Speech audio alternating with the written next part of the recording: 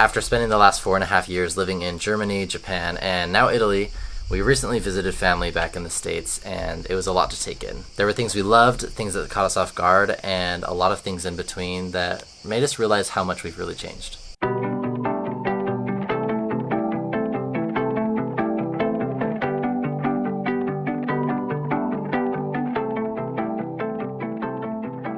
Before we get into all of that, if you're new here, we want to explain a little bit about our international experience. Like Tanner said, we started out in Germany and we spent 3 years there. We absolutely loved it. Things there were very structured, clean, and efficient. Then after that, we moved for a job opportunity in Japan where we spent one short year. It feels like short now. Very short. Year in Japan, and it was a completely different way of life. Very respectful, very organized. And for the past 7 months, we've been adjusting to our life here in Italy. We're back in Europe, and we've really been enjoying it. We've been eating a ton of pasta gelato and just trying to embrace the Italian culture. And although we've traveled to the US multiple times during our life abroad, this experience was a culture shock in its own way. We started out by making a list of the reverse culture shocks that we experienced by going back, and a few of them that came to mind for me is how many people wear baseball caps in the States, particularly in Utah and the Midwest. I was very surprised to see how many people were wearing jeans, t-shirt, baseball caps of all kinds. You definitely could tell when we got back to the States, and you could just see how many more people, and even leaving our flights coming back here, just how many people were wearing them. I kind of find that a little interesting because although people wear hats in other parts of the world, baseball caps for whatever reason are kind of a symbol, a call out. That's probably an American tourist if we see someone wearing a baseball cap around here. And I would even add to that to say not even just baseball caps, but wide brim hats, I feel are just an American thing. In Japan, I remember them seeing baseball caps. It's kind of was the style with jeans and a shirt or whatever. But the wide brim hats, I've only seen wide brim hats in the States. My biggest first impression of being back in the States, and I would say reverse culture shock, was just hearing English. We got on the plane and the friendly pilot started talking in his southern drawl, and all of the flight attendants were just overly friendly, it felt like. Having the communication styles be different than here in Italy and in Europe and Japan, and then mixed with it being in English, it just felt so strange to me. I have to agree with that. They were overly informative and curious, asking questions, talking to our kids as they were on the plane, and just even talking to everybody, making small talk. In Europe and Japan, that just doesn't happen that often. People are curious. It just takes a little bit longer to have them open up and want to have more of those conversations. But when they have conversations, it's not superficial or small talk. I agree with you there, having that where it's you don't know this person, but yet they're asking and trying to get to know you, even though they're going to talk to you 3 times during the whole flight or whatever. It's just a little bit different. And I would also add on to it to say, even just hearing our own family's accents, we have some family that lived in the South. We have just even the Utah accent. I'm hearing it now. And I remember you guys commenting on some of our early videos when we first moved to Germany about our accent. And I don't know, you'll have to tell us in the comments below, how strong of an accent do we still have? I think Riss, when she spends time back there, she will start to have the accent again, and she kind of gets a little more of what you would call hick-like. Oh, no. But it wasn't as bad this time. I've noticed other times when you get talking with people, especially in person, and you kind of revert back to the old accent that you had. And I will do it all the time when I'm speaking a different language, though. I'll have a different accent going on, so I totally get it. You do that. There are dialects, yeah. And it's normal. I remember us standing in the line talking about how we can very clearly understand the accents in English, but when it comes to Italian, it all sounds the same to me. I want to get to the point where I can hear an accent, but I do not. It is just one Italian language. You'll get there. Hopefully. If you've ever visited the States, in particular the western states, you know that there is a big craze of having big trucks, right? We have big roads, we have big trucks, we have huge trailers, motorhomes. There are big vehicles there. There's a lot of space, so it makes sense. A lot of people want to have them. But it just went to remind us how many people actually have full-size pickup trucks. Over here in Veneto, we do have a lot of pickups, I would say, in comparison to other parts of Italy, just because I think there is the American community, so there are a few pickups. But I do know that there is probably a small population that like to have them here, like Europeans. But that was one thing that surprised us as well, is just big trucks barreling down the freeway. And we should provide a little bit more context for you guys. So we flew into Utah, Salt Lake City, Utah. That's where our family lives, is in the northern part in Utah. And then we spent a week in Island Park, Idaho. That especially was very noticed. All of the trucks, we went to the theater play, and that was a whole experience in and of itself. A big culture shock to us. I just remember looking around in the parking lot and seeing the majority of the vehicles, almost all of them, were trucks. And I was just like, this is so different. And it used to not be. Like, I was raised in Idaho, only, 2-3 hours away from Island Park? Yeah. And it's just so crazy now to look back and be like, that everything about that trip was just used to be normal life. Mm-hmm. And now I'm seeing it through a completely different lens. It just seems so weird. So why don't you talk a little bit about the theater experience? As a family, with my side of the family, we all went to this theater, and they were doing a production called Family Night Live. It was a play on words for Family Night Live versus Saturday Night Live, if you've ever watched them. They're typically adult productions, very satire-based, and not exactly kid-friendly. This one was anyone could join. This show was so eye-opening to see how different people think, and I get that there was a lot of satire built into it, but some of the skits hit so close to home and the reality for the region, for the culture, for the religion, that several times we could not believe what we were hearing, because it was like, damn, that's so true. It was a very interesting experience, and they included some politics in there as well. They had prefaced it of like, this is all for kicks and giggles, like, don't be offended because we don't mean it that way. And so we knew that going in, but it was just so interesting to see like reenactments of Trump, and then they included a lot of like hick town stuff. They included a few religious things, like for example, they had someone like kind of go up and bear their testimony, but like bear a joke, and like you would have to kind of be a fairly, I don't want to say orthodox, but you'd have to be a member who has attended the sacrament meeting on testimony day, which is like once a month, to get it. And so there's just like a lot of like insider joke stuff, and the whole experience was just so interesting. Throughout the entire show, it was very patriotic based. They paid tribute several times to any veterans or current serving members of the military, and at the very end it was even more apparent because they finished off with a piece by them singing God Bless America. It was a little more uncomfortable than I think I've been in a very long time to hear that music and like that song, because I just think the current state of events right now has the nation torn. And not getting into any specifics with anything, there's plenty of it going around that you can find for yourself. It just felt very weird in some ways to be singing this very patriotic song, or to like hear this patriotic song. So we're still sitting with that and kind of trying to analyze like what that really means. I feel like in general, like when we talk about U.S., especially compared to like other countries that we've lived in, Americans just tend to be very patriotic, or I should say they were. I feel like that's kind of changing, and people are maybe not as proud to be an American as they once were, but especially in, I would say, some of the western states, or at least say Utah and Idaho, I see a lot of patriotism still, like even within like our families and community. Maybe we're still finding how we feel about it, but previously my whole childhood, it was like I was very patriotic, and I took pride in that, and I love 4th of July. I still like 4th of July. And I think there's a lot of merit in like recognizing where you live and like appreciating the freedoms that you have, really wherever you live, just like seeing the good in it. I'm still proud of my heritage. I'm still proud to be an American citizen in so many ways. But I also recognize that my vision and my opinion no longer sits on that America is the greatest country in the world. And I'm not saying that just to jump on any bandwagon. Like, I truly have experienced so many different cultures.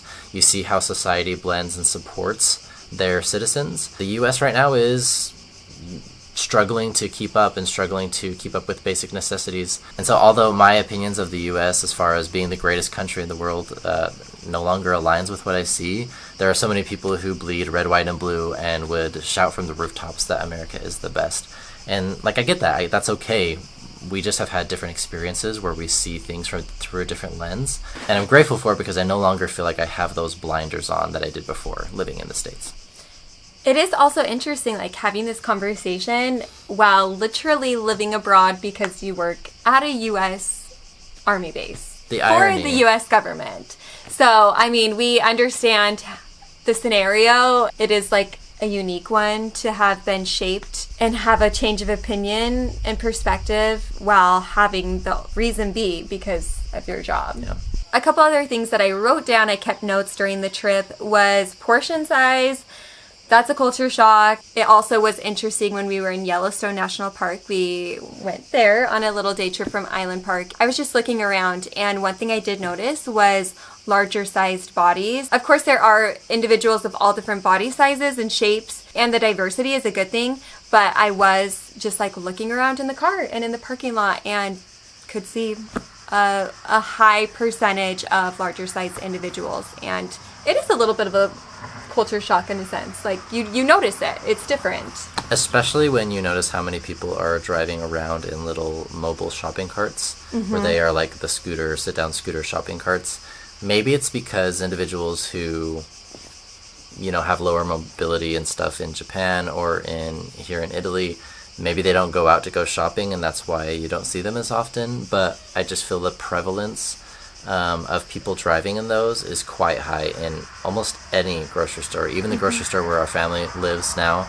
I think that it wasn't uncommon. I actually didn't go inside of a grocery store while we were there, but I do know that grocery stores very close to them, they have several of them available for people to use. And I mean, that could be a whole other conversation about like the walking culture versus driving in the U.S. There's not really much of a walking culture in the U.S. In places that we grew up in, for sure. There probably are other areas where it's like you have river trails and there are sidewalks, but it's pretty dependent on vehicles. Their transportation system outside of major cities like New York, you're limited greatly to what public transportation you have. So you're car dependent, and walking is it's just not as convenient. Let's just say that. And last one was the bathroom stalls. It gets me every time. I sit down in the toilet at the airport and I'm like, I can see them, they can see me. There's gaps on the bottom, gaps in between. This is stereotypical. I'm sure people comment on this. And honestly, some of the things already mentioned, because they just are. Like, every time I'm always a little bit shocked about these things. On a positive note, being in the U.S. means that there is convenience all over the place. Not quite to the level of Japan where we lived, but even in the small town where we stayed, there is a little Mexican restaurant called Beto's, if you know what I mean. It's nice. We like it. Some people don't, but we do. And it's open 24/7. So that means you can get midnight runs of breakfast burritos if you want, like we did. And it was great. The pharmacies are open pretty late. You have endless options when you go into the supermarket. Honestly, you get like decision fatigue when you go into a supermarket, because if you want peanut butter, you can find like 14 different brands. I swear. Cereal, let's not even get started. Our girls loved seeing all the different kinds of cereal options just on like the family trips. And there was probably only like 5 or 6, but they were just like trying all these new kinds. And literally one of them was like Fruit Loops with marshmallows, like straight sugar. It was just crazy. They were loving it, and it was just kind of fun to be there and be like, they're having a lot of these like first American food experiences. Ranch, I think that was Noah's first time having it, and it was just fun to see like them try new foods. They just have grown up with a different diet and taste preference, and I'm kind of happy about that. We'll keep this one a little more brief since we talked about it at the Playhouse with the political comments and stuff, but the underlying tone that we felt visiting, even just listening to conversations and having conversations with family and listening to others, was that a lot of people don't really pay attention to what's going on within the country. Whereas we have many of you who comment or send us messages or emails, and they ask us, like, what are your thoughts about the States right now? What are the current events? Like, I can't believe what's happening. And honestly, we can't either. So many times we get quite overwhelmed and sad to see a lot of the division and what's going on within the political scene right now. A lot of people just seemed to go with the flow. They didn't want to have like this, I guess, rock the boat mentality from when we would try to have conversations. I had even asked family on a couple of different occasions, and with the exception of one and two conversations that I had during the trip, most people were pretty content to just kind of go with the flow and let's keep everything just kind of status quo.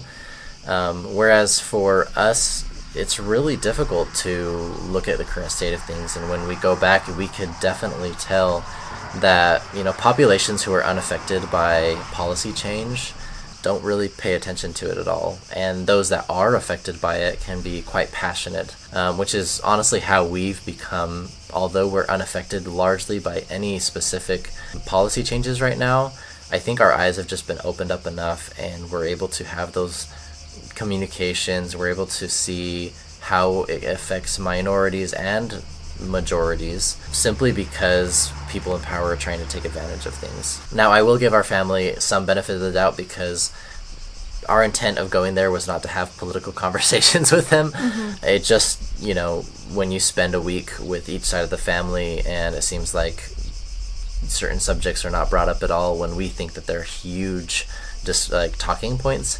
I guess that was kind of the initial impression. But I'm sure they're looking at things.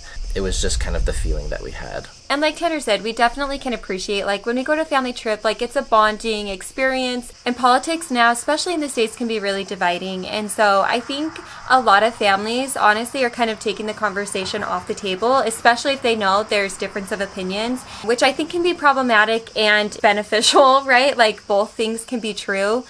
Problematic because I think people need to know how to have hard, difficult conversations while still learning to be a good listener, respectful, open to other ways of thinking. That's how we learn, that's how we grow.